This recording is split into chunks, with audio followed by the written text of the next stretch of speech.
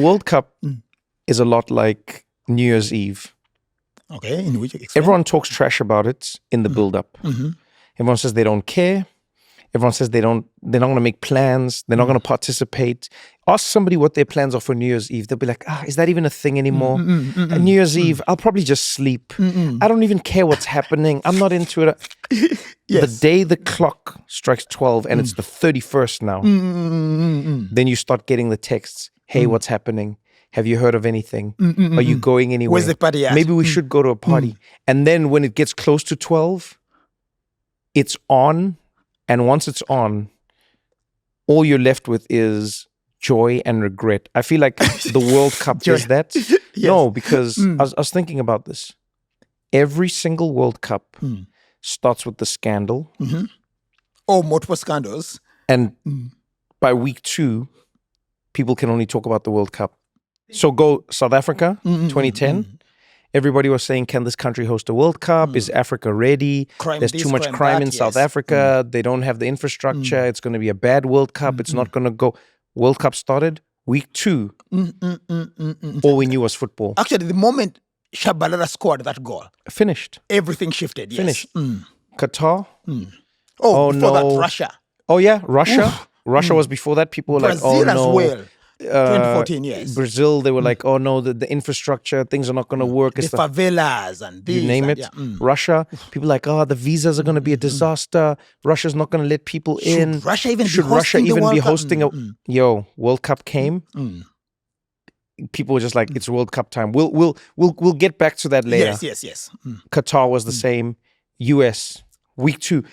I don't know about you, maybe it's just my feed.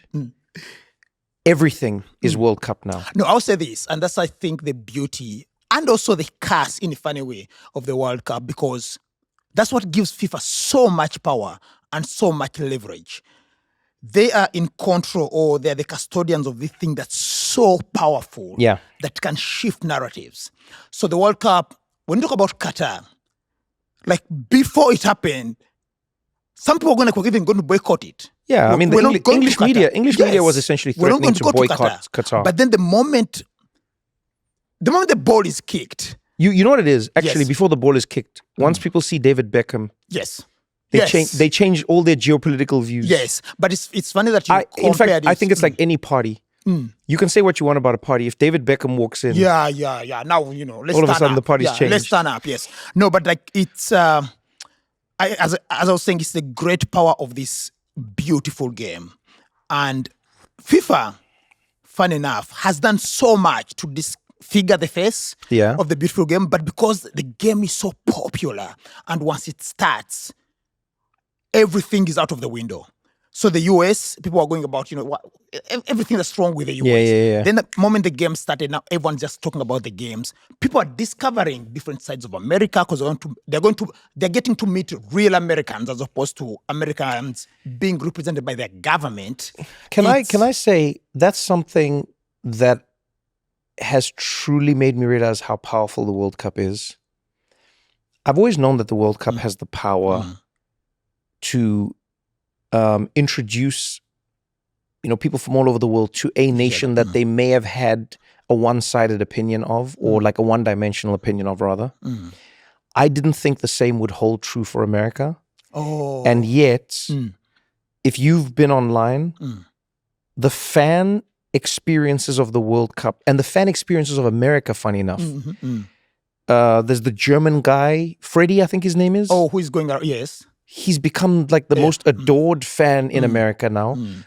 Freddie is a German guy who's just in America, who's just having a great time, just loving everything about America, meeting people, shocked at how friendly they are, discovering how big the portions are, enjoying like all the things we love about America. Giant trucks, giant cars, giant worlds, giant supermarkets. He's gotten so popular. I think he got an invite to the White House. He was on a flight that was delayed and he was going to miss a game. And then airlines just stepped in and they were like, no, Freddie, we got you. We're going to get you on another flight. That's when I was like, okay, this is power. When an airline in America is actually trying to help people. To help a customer, yes. No, but also I agree with you because America, unlike other countries, has been overexposed. We watch it in pop culture, watch it in movies. watching music videos. Yeah. So you would think there would be nothing to discover. Qatar, you've never heard anything about it. So when the World Cup goes there, there's a chance to discover a side of Qatar that you haven't seen before. But America, I didn't think that for people America. are Yeah, familiar with America. I honestly didn't think that for And then, America. yes, like the people in Lawrence, Kansas, Yeah. they are like funny, weird, meet cute. Yep.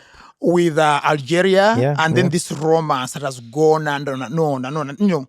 You would think Scottish fans have drunk Boston dry. Oh my God, yes. You never thought that would happen. You never thought Boston would go like. I didn't think it was possible. Boston would go like. There's not enough alcohol. Yeah. In Boston. Yeah, I genuinely didn't think it was possible. The buzz, no, but I think also like if you combine Scottish people with Irish people, because the Irish people in Boston were drinking the buzz dry, and then it's been beautiful. It's why normally they go like, oh, you can't use the World Cup to sports wash or sports launder your image.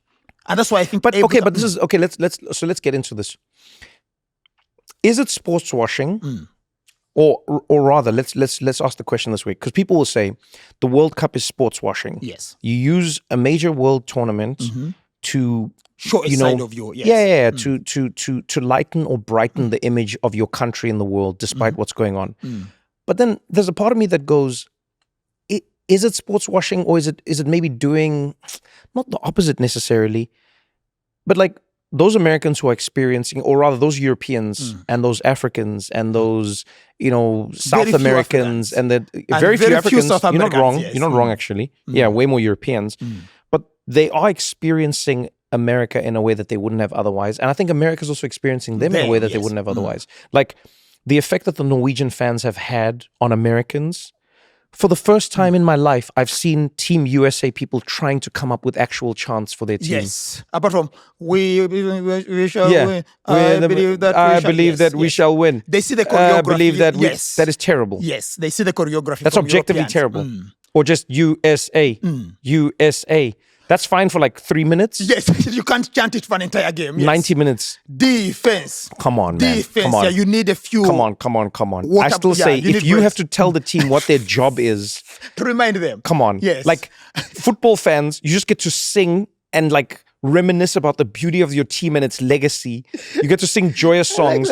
Meanwhile, in American sports, you have to like literally tell the people what to do. Yes, this is the part where you defend. This is the part where you defend. This is the part where you defend. You know what I mean? You make it seem like what are you doing? You make it seem like American athletes are like goldfishes. No, but they're not. I'm saying the chants. Yes. The chants are terrible. No, like the I think choreography. Yes. So I understand. Yes, I'm not saying the sports washing isn't a thing, but I'm often torn because we live in a world where people say we as humans need to spend more time getting to know each other so that we form opinions of each other and places and ideas. Let's become less rigid. And then when we have events that do that, we then say the events shouldn't happen because. I think it's because when else would it happen? No, I think it's because when else would thousands of Norwegians be influencing Americans? When else would thousands of Scottish people be influencing? Look at, and not just in America. Look at the new romance between Korea and Mexico. Have you seen the Korean and Mexican fans? That's beautiful. Yes, that's beautiful. I'll say there are going to be so many Korean Mexican babies born next year.